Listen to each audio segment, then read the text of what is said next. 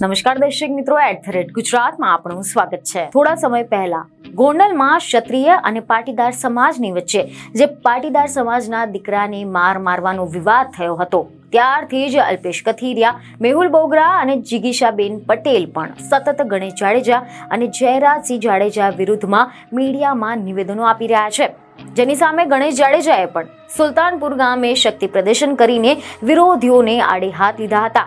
અને હવે તો એવું સમજી લો કે જાણે કે આ લોકોની વચ્ચે એક મીડિયા વોર શરૂ થઈ ગઈ છે। હવે ફરી એકવાર આ પાટીદાર અગ્રણીઓએ ગણેશ ગોંડલને જબડાતોડ જવાબ આપ્યો છે। પહેલા તો જિગીશા પટેલે ગણેશ ગોંડલને જબરજસ્ત વળતો જવાબ આપ્યો હતો અને હવે અલ્પેશ કથિરિયાએ પણ ગણેશ ગોંડલને અરીસો બતાવી દીધો છે। ગઈકાલે મીડિયાના માધ્યમથી જાણવા મળ્યું કે ગોંડલમાં એક સભા મળી હતી ને ત્યાં ગણેશ દ્વારા જે પ્રહારો થયા છે કે સુરત શહેરમાં વિનુભાઈ સિંગાળાની પ્રતિમા જે ગોંડલમાં સ્થાપિત કરવાના હેતુસર મીટિંગ મળી હતી, ત્યાર પછી એનો પ્રશ્ન ઉભો થયો છે। આ બાબતે અમારી પ્રતિક્રિયા એટલી છે કે 14 યુવાનો એને 10 વર્ષ પછી યાદ આવ્યા છે એટલે માત્ર સમાજને આંસુ બતાવવાનો એક એનો સ્ટન્ટ છે। જેમણે વાત કરી છે કે ગોંડલમાં આવીને બતાવે તો આવનારા દિવસમાં ગોંડલમાં મજબૂતાઈથી જશું, એની જેમ 5-10 બોડીગાર્ડ વગર જઈશું અને જ્યાં એના સ્થળ છે, એની બેઠકો છે, જ્યાં પણ સભા કરે છે ત્યાં જ જશું અને મજબૂતાઈથી અમે સમાજની વાતો કરીશું। કેમ ધમકી આપી રહ્યા છો? એ તો એનો વિષય છે, કેમ ધમકી આપવી ન આપવી, કેટલું શોભનીય લાગે આ પ્રમાણે?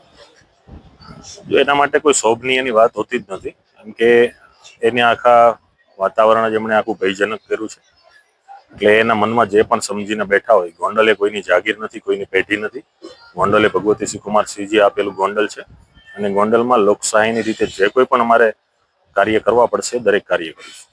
સમાચાર એવા મળી રહ્યા છે કે અલ્પેશ કથિરિયાએ ગણેશ ગોંડલને જવાબ આપતા કહ્યું કે 14 શહીદો બાબતે 10 વર્ષ બાદ ગણેશ જાડેજા જાગ્યા છે।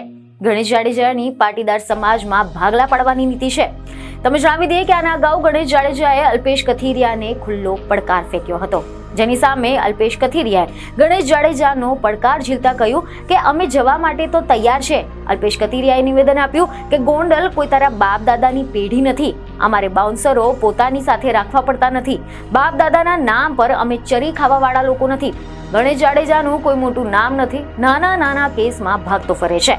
તમે જણાવી દઈએ કે સમાચાર એવા મળી રહ્યા છે કે થોડા દિવસો અગાઉ ગણેશ જાડેજાએ અલ્પેશ કથિરિયા, મેહુલ બોગરા અને જિગીશા પટેલને આડે હાથ લીધા હતા, જેમાં તેમને નિવેદન આપ્યું હતું કે મેહુલ બોગરાનું કામ જ્યાં શાંતિ હોય ત્યાં અશાંતિ સ્થાપવાનું છે, જ્યારે જિગીશા પટેલ પર પ્રહાર કરતા કહ્યું કે તું તારું ઘર તક નથી સાચવી શકતી। આ સાથે જ અલ્પેશ કથિરિયા પર પ્રહાર કરતા કહ્યું કે તારા પર તો 14 પાટીદાર દીકરાના જીવ લેવાના પાપ છે, પહેલા એ ધોઈ લો અને પછી ગોંડલ આવજો। બીજને એક ખબર સાથે ફરી મળીશું। ધન્યવાદ।